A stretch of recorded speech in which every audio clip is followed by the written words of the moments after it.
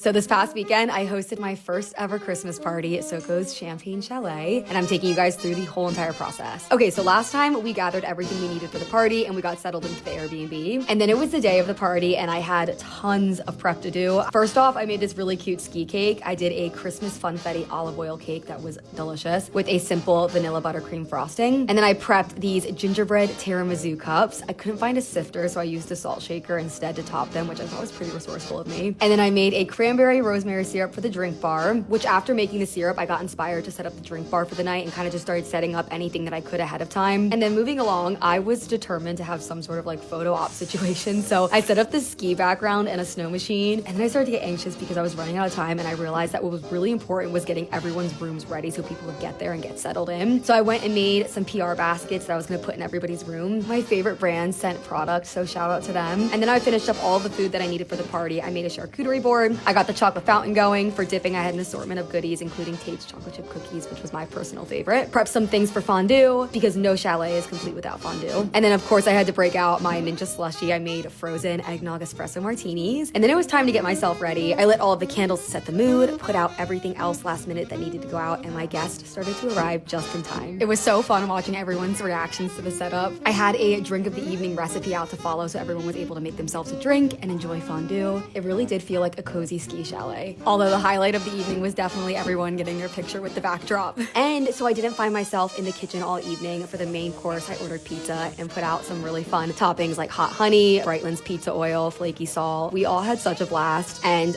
I stayed up until I think 2:30 a.m., which is crazy for me. I'm usually the first to bed, so that just goes to show you it was such a fun night. And then when we all woke up in the morning, we were snowed in. So thankfully I had everything to make homemade bagels and bagel sandwiches. It was so nice and relaxing. And I think that covers everything. Thank you guys for following along, and until next time.